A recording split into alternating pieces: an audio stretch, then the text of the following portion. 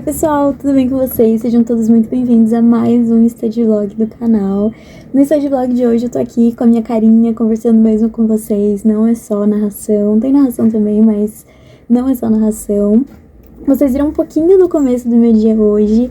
Hoje é segunda-feira, dia 29 ou 28, acho que 29 de julho. Eu não postei nas últimas semanas porque eu tava me preocupando muito em bater toda aquela quantidade de conteúdo que eu falei pra vocês que estava acumulada.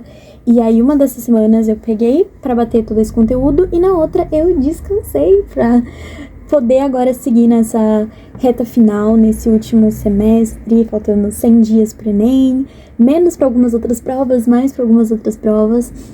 Então, tô bem descansada, tô bem motivada. Eu usei essas semanas pra colocar a minha vida em dia mesmo. Então, voltei com tudo pra atividade física. Eu tô fazendo atividade física 5 vezes por semana. Não tô ficando 1h30 na academia, nem nada do tipo. É uns treininhos de meia horinha, 40 minutos, que é o que eu consigo encaixar na minha rotina. Foi difícil encaixar porque na minha cabeça o ideal é vou estudar. Se eu pegar esses 40 minutos aqui eu tô deixando de estudar. Mas eu me forcei a encaixar os treinos na minha rotina e tá dando super certo. Eu tô gostando muito de fazer. No começo tava muito difícil, mas agora eu me sinto muito motivada pra ir fazer. Porque eu sei que eu vou escutar minha musiquinha, que eu vou ficar tranquila, só eu, escutando música, fazendo minhas coisas. Então, eu tô tentando pensar não só como, estou indo pra academia fazer exercício físico. Não, tô indo descansar a cabeça, tô indo não pensar em estudo, tô indo escutar música e tá dando super certo. Eu falei pra vocês, inclusive, no último vídeo que eu tava com dificuldade pra dormir.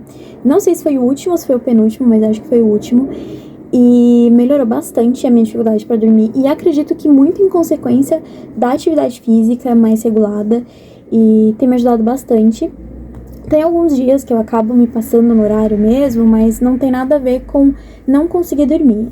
Às vezes estou fazendo alguma outra coisa, tive algum compromisso, e aí eu acabo me passando um pouco no horário. Mas tem me ajudado bastante, então é uma atualização que eu acho legal trazer pra vocês. E uma dica, assim, tem muitas coisas que a gente coloca como objetivo no começo do ano e que a gente não consegue cumprir no começo do ano e deixa pra lá, depois eu tento. E uma dessas coisas pra mim era me tornar uma pessoa mais ativa, com atividade física. Ainda estou no caminho, porque não faz muitas semanas que eu tô fazendo isso, mas era um objetivo meu no começo do ano, eu não consegui cumprir. E assim, estamos na metade do ano e eu tô tentando cumprir agora, não tem problema, sabe? Se chegar no final do ano e eu conseguir fazer isso por 6 meses, 5 meses, é melhor do que não ter conseguido feito por nenhum, sabe? E acho que isso vale pra muitos objetivos, não só pra coisas pessoais, de saúde, né, como exercícios físicos, como dormir direito, como também pras coisas de estudo. Às vezes a gente tinha um objetivo no começo do ano, um planejamento no começo do ano que não deu certo, e agora é o momento da gente se reinventar, assim, estamos na reta final e ainda dá tempo de modificar as coisas. Se você começou o ano de uma maneira que você não gostou nos seus estudos, você ainda tem chance de modificar essa maneira, de transformar, de testar novas técnicas, ainda dá tempo, sabe? Eu acho que aqui no YouTube, muitas vezes, chegou nessa época aqui de faltando 100 dias pro Enem, é assim, não dá mais tempo de estudar pro Enem, não sei o que é do Enem, você tem que fazer isso se você quiser ser aprovado. E não é assim, tem tempo, gente, 100 dias é muita coisa. Eu sei que, às vezes, do jeito que as pessoas falam, parece pouco, mas são 100 dias. Tipo, é muita coisa 100 dias, sabe? Isso é uma coisa que eu tenho feito até com a minha psicóloga. Fiz psicóloga hoje, inclusive, fiz terapia, que é analisar as coisas numa perspectiva menor. Então, por exemplo, faltam 3 meses pro Enem. Poxa, mas quantas semanas estão ali nesses 3 meses? Quantos dias? Quantas horas? E fica muito mais fácil, muito mais palpável de perceber que dá tempo sim de fazer as coisas, sabe? Então, fiquem tranquilos se vocês têm ansiedade, assim como eu. Essa técnica de olhar as coisas numa perspectiva, assim, mais minuciosa, de ver as coisas um pouquinho, numa escalinha um pouquinho menor, ajuda bastante. Então, acho que é uma das outras dicas que eu tenho pra trazer pra vocês desse meu tempo que eu fiquei fora. Cortei o cabelo, não sei se vocês viram, mas eu cortei. Cortei no sábado, né? Hoje é segunda. Gostei bastante. Tá um pouquinho mais curto do que eu queria que ficasse, mas tá bom, acho que vai ficar bom pra crescer. Eu gostei. Fiz as famosas franjas de cortina, né? As curtain bangs, não sei como que pronuncia. Gostei bastante, tá em camadinhas, tá bem leve e tá prático pra poder estudar. Quando eu fui cortar, eu até conversei com a cabeleireira que eu queria um cabelo que eu conseguisse prender, tanto pra fazer academia quanto pra estudar, porque cabelo muito curtinho, eu normalmente tenho cabelo bem curtinho, até aqui mais ou menos, fica muito ruim e não fica prático pra prender. Eu já tive franja aqui, fica muito ruim pra estudar quando começa a crescer, então essa daqui eu consegui colocar atrás da orelha, então tá ótimo. Enfim, só jogando conversa fora, eu vou continuar estudando agora. Acho que vocês viram um pouquinho aí do meu dia, da minha manhã. Eu acordei, fiz skincare, arrumei meu cabelo, tomei café, mas isso acho que eu não mostrei pra vocês. Fui tomar vacina, estudei um pouquinho antes, depois fui tomar vacina, depois estudei mais.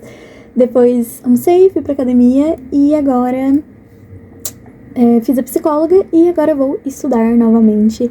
Eu refiz o meu cronograma, como eu tinha falado pra vocês, e agora eu tô vendo as aulas das que tiveram na semana passada no meu curso essa semana, só que de forma gravada.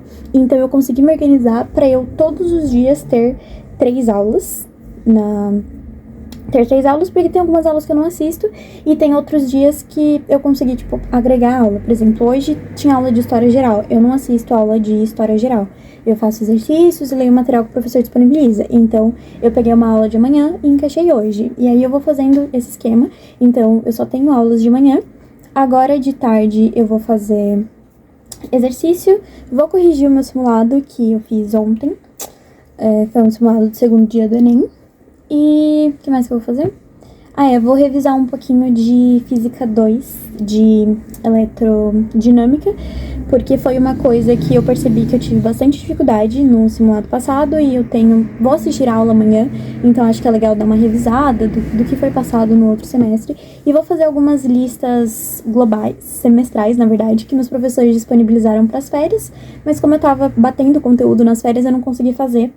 Aí eu vou fazer ao longo das semanas, meio que como uma revisãozinha mesmo. E é isso, eu vou voltar a estudar aqui. Eu não sei como vai ser esse vlog, eu não sei se vai ser um vlog semanal, se vai ser um vlog só de hoje, mas vamos conversando aí ao longo do vídeo. Vocês provavelmente já sabem, porque deve estar no título, e pelo tempo de vlog vocês devem saber também, mas ainda é uma surpresa pra mim, então vou descobrir. É isso, beijocas. Antes de voltar a estudar, eu quero só mostrar pra vocês como eu tô me organizando. Eu comecei a me organizar pelo Notion. Eu tenho que dizer que eu sou um pouco arcaica nele, assim, eu não sei mexer direito. Eu só sei usar, assim, as funções mais básicas, os recursos mais básicos. Eu usei muito ele no ano passado como caderno.